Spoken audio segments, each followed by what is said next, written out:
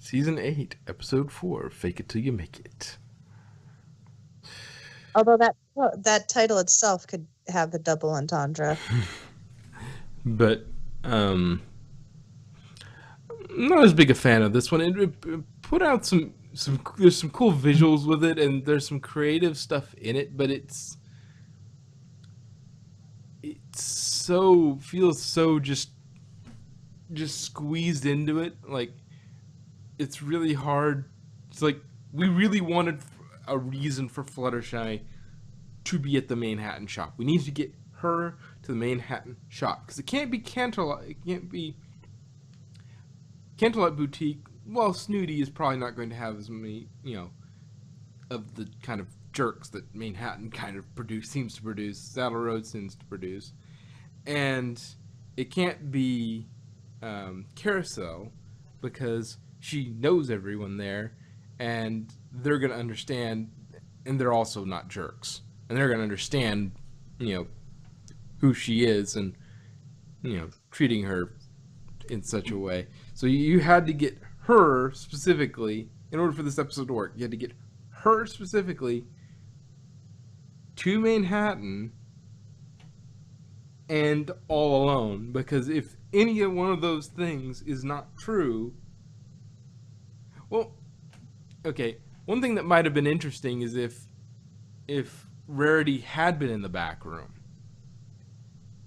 and Fluttershy didn't want to bother her, so she's trying to keep everything going up front, and trying to hide the fact from Rarity that she's trying her best to be, there, and then,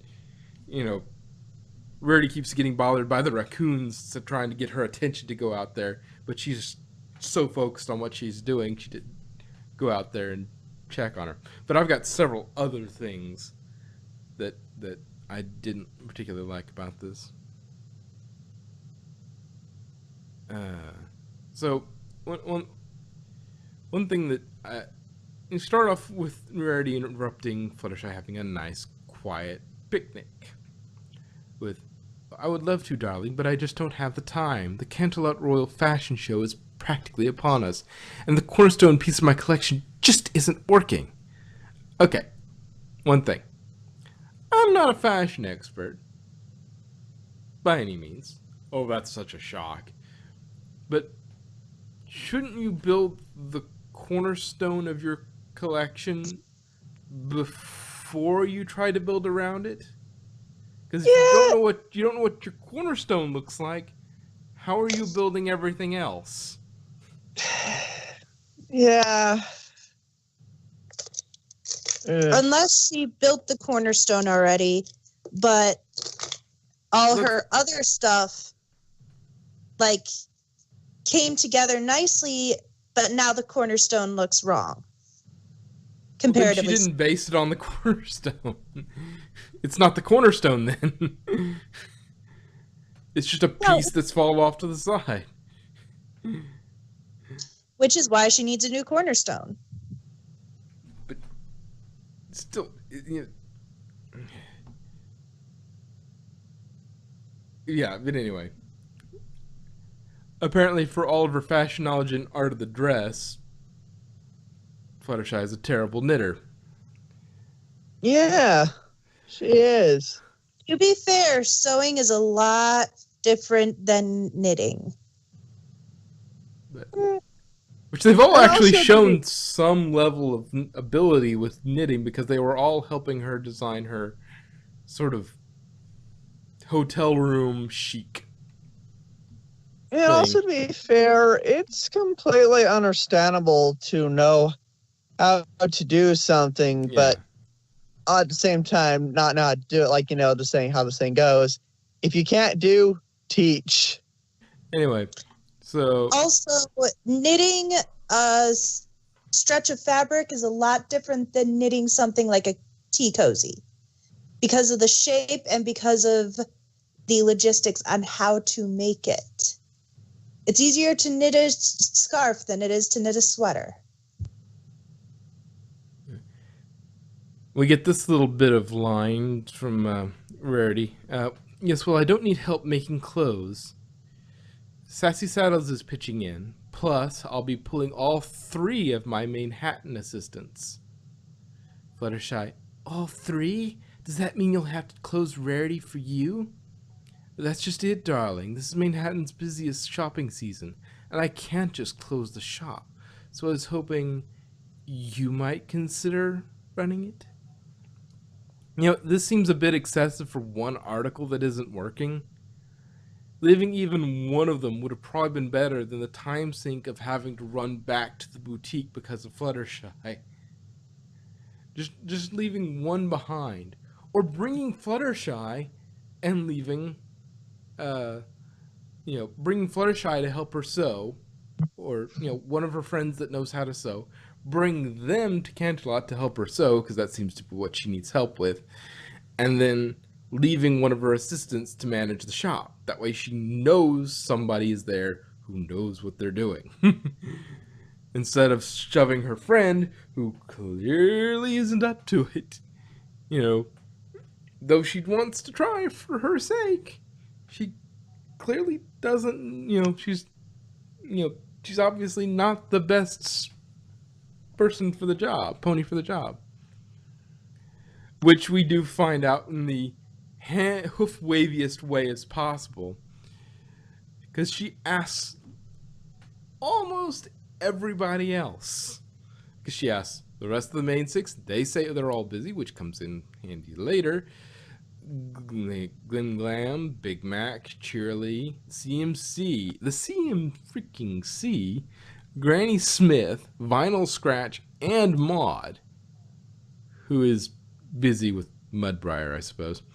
They're all too busy, yet they aren't too busy to run a school. I know I'm harping on that, but it's yeah, that school thing bothered me too. But anyway, I'll leave it at that. Maybe they are busy running the school, and that's why they're too busy to do that. Perhaps. Yeah. So, Rarity, they make it to the store. Rarity, oh, darling, it's easy to track. The store is divided into sections. Chic, classic, modern, sophisticated, avant-garde, traditional, and obtuse. And of course, each section is divided by season, color, and price. It's a classic SCP system. 2 questions. Don't you basically, don't these high fashion boutiques, aren't they always with that season? Like they clear out the last season's stuff and they put up a new season's worth of stuff. So even in regular retail, they do that. Yeah, but I would think especially in a high-end boutique, you're not going to find, a fall sweater in spring. It's just not going to be there. And so why you might find you might find it in spring because they might be pulling out the fall season already. We already have back to school stuff. Okay. The summer just hasn't even started yet. Exactly. So you could find fall. But you probably won't find winter. Yeah. Well, except for like in the clearing this out, this was winter stuff. Clearing it out, yeah. Maybe they haven't, maybe the Saddle Row, there's a Saddle Row outlet that buys last season's stuff and sells it at a discount to clear out the winter stock when spring comes in. 2, second question, obtuse, is that all with things with very large angles but less than 180? I guess. Well, actually, it would. I think obtuse can be anything over 90 is obtuse, but 180 would be a straight, so it doesn't have an angle at all. But anyway, yes, that's obtuse. Yeah, I was wrong. 90 plus. Anyway,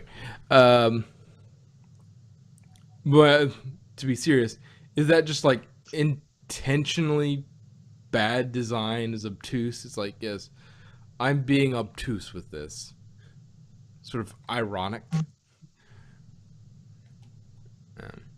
It's ironically bad. Like in the hipster way of ironic. Anyway, so she has literally no idea how to help a customer who's asking for incredibly contradictory things.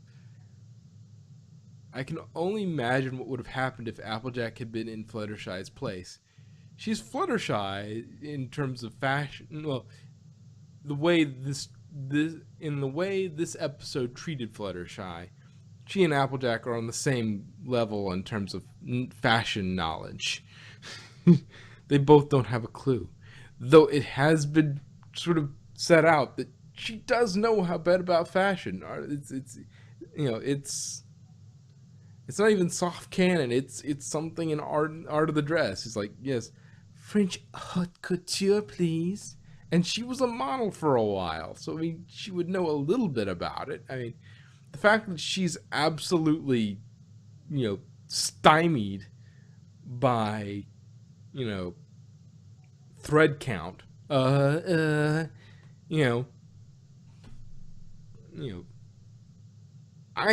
know nothing about fashion, and even I know what thread count is. I couldn't tell you what it is, but what a thread count of a thing is, but yeah, getting back to Applejack thing, that it's not that she would have been snooty. She just would have been she might have been just brutally honest with them. It's like, that don't make no sense.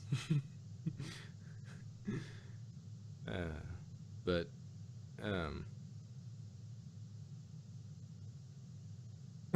it stresses Fluttershy out immensely, and Rarity matches the mannerisms of the customer and attitude a bit to deal with her, which is maybe what's imprinting on Fluttershy. Oh, I need to sort of become a little Salroy to do this thing. Mm-hmm. Which at this point, Rarity, we find out that she's not going to be in the back room. She has to catch a train for Canterlot, and so Fluttershy is left alone, except for the assistance of the raccoons from Saddle Row Review. At which point, Rarity encourages Fluttershy to put something on as a costume in her role as a shop pony. Let's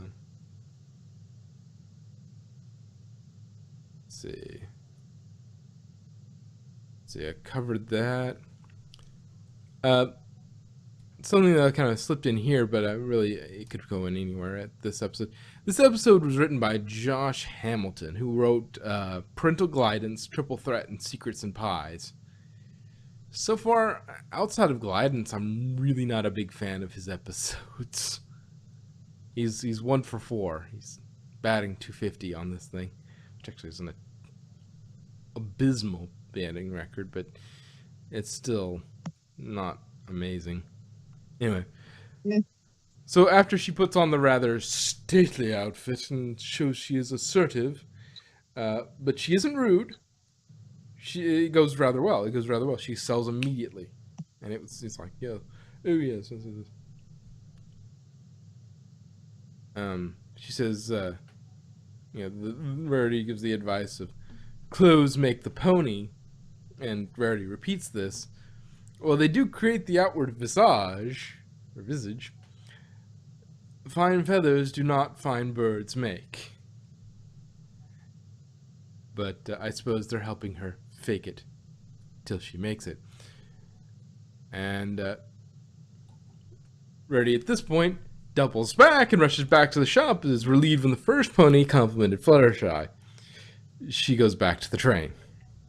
So at this point, Rarity has ran towards the train, has doubled back towards the shop, and has run back to the train to make her train to Canterlot. And here's where the episode loses a lot of. There's a sharp turn. Fluttershy is a bit rude to a customer and over forceful. And where the first guy, she was baffling him with her BS, but she wasn't rude. It worked. Yeah, it worked. She's a bit rude to a customer and over forceful, but it works. And so that rewards the behavior. So she even states out loud to the raccoons that she's going to up the snootiness. And the raccoons No. cheer. You never go full snooty. Well, the problem is My problem with this episode was that she already sold the outfits to these people, and we saw her ringing them up. And then at the end, they show them trying to buy the same outfit. So it's like she just suddenly, oh, they never bought it. maybe they were buying something else as well. Or they No, did. it was the exact same thing. Hmm. At least with that girl. That may be it. The hipster girl. Yeah, that might be. Yeah, I don't remember what they did with the goth guy, but he Yeah, was the goth trying guy to. too, was he the was same trying- outfit. Was it the same outfit?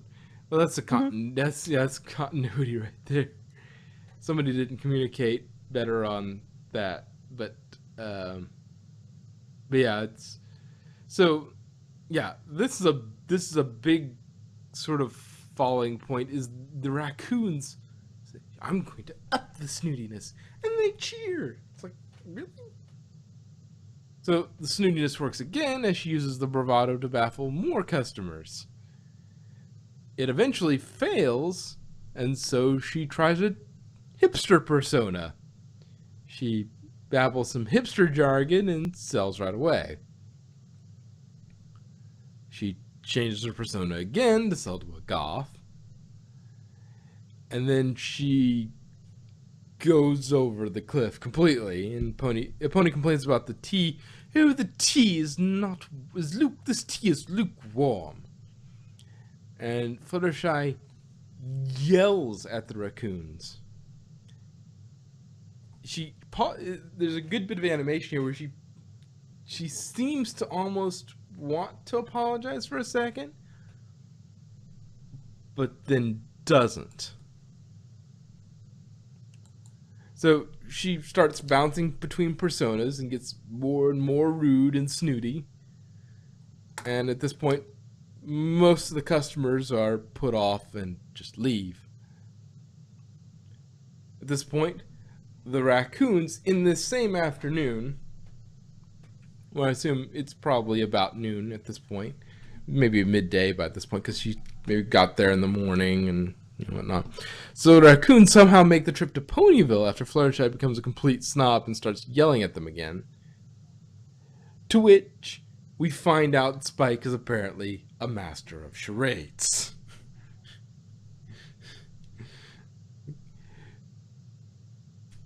So Spike is our interpreter with any new creature, because he's really good at charades. Anyway, at the Twilight, having gotten the gist of the situation, gathers the supposedly busy team, aside from Rarity, and then heads to Manhattan. The team try to stage an intervention, but then she kicks them out. At which point the team then go to Canterlot to talk to Rarity about the issue. Turns out Rarity and so they're at the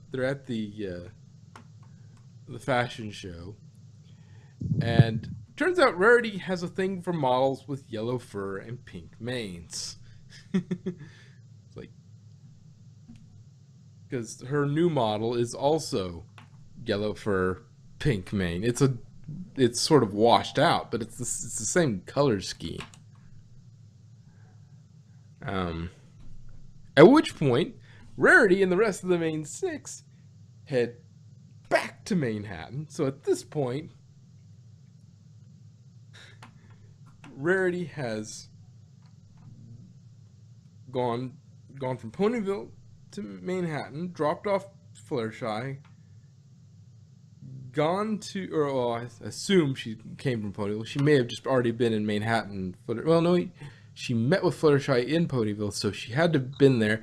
Then she goes with Fluttershy to Manhattan, then travels from Manhattan to Canterlot, then has her fashion show, and was directly back from Canterlot to Manhattan, all within a day. Meanwhile, in the afternoon, the raccoons go from Manhattan to Ponyville, back up to Manhattan to Canterlot. I think they go to Canterlot with the team, and then back to Manhattan. They're racking up some frequent traveler miles in this episode.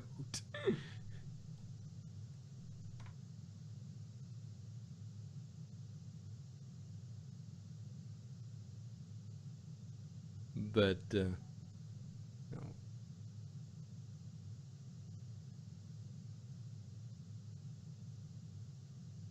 You there? Yeah. Okay. She got quiet while I was on that rant for a while, and I was making sure everybody's there. At this point, she runs off all the customers with her snobbery as it reaches the zenith of her arrogance.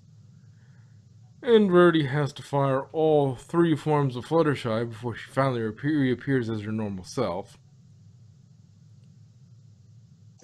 We get the explanation that she was being like the Saddle Row ponies in order to feel she had the confidence to face them. Rarity tells her to show her inner strength through the flutters we know, and it inspires Rarity to make a dress. At which point, Blueberry Curls, the one that looks like Sweetie Drop, or Bon Bon, depending on what it is, it looks like her in disguise. Ooh, striking dress, Rarity. I certainly hope you aren't trying to undercut the Royal Fashion Show by ducking out and debuting it here.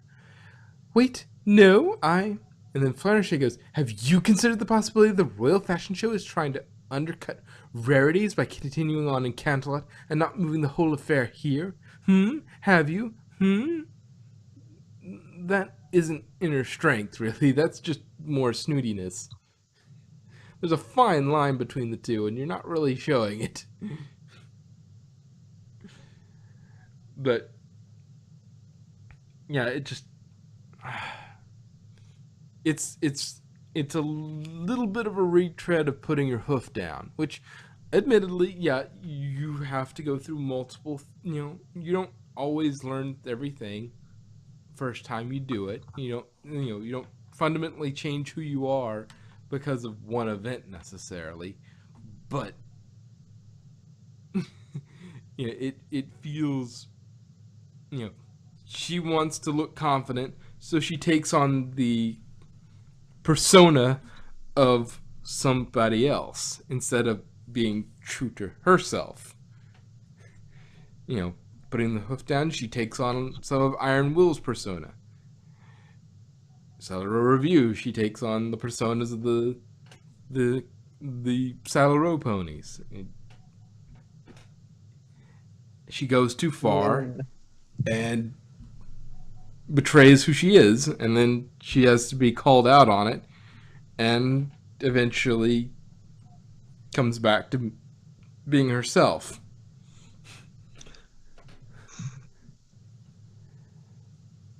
Yeah, with all the traveling Rarity did and every pony else did this all take course in the span of a day? That's what I'm assuming. Because, she only needed somebody to watch the shop for a day so that she could have her, have her helpers. Ponies must have bullet trained. That's what it is. No, Twilight teleported them all. Yeah, at some point it does seem like teleportation. The raccoons could have gotten lucky and gotten on a Ponyville train, and just hopped aboard on that and hitched a ride there. But it makes me wonder exactly what the travel time is between, how close are those in distance? Maybe it's not that big a deal. Maybe it's like, Could be just like an hour ride or something. Yeah, it could be just like something like, up in the Northeast where there's like all these cities like lined up right next to each other, and they just kind of, and they all just sort of, the train ride between them is actually not that ridiculous. But yeah, and this is on a scale of 1 to 10, maybe a 4, maybe a 3. It's below average. I didn't really care for this. It was a nice filler that didn't really lead anywhere. Yeah, it had a lot of neat ideas. Fluttershy taking on different personas, but I don't think it carries it off particularly well. Nice concept, bad execution. Yeah. The problem is there were so many plot holes that you could drive a Mack truck through the entire episode. Yeah, and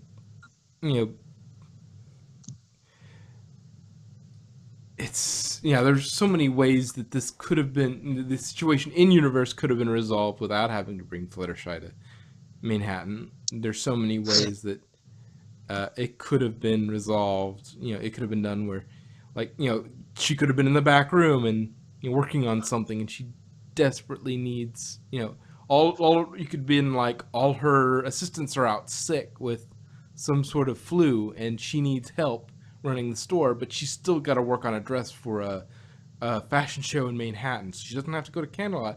She just has to work on a dress for that, for something that's coming up really soon.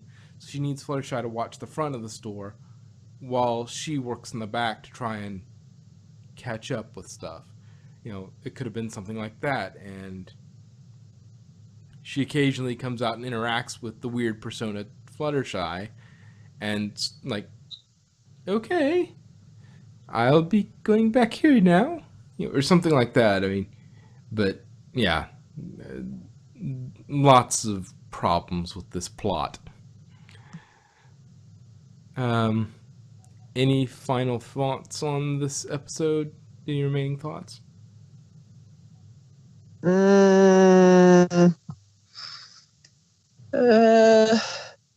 Well, there was one part, like when she first acted her first character, and then she ran back to the little hiding spot, just thinking,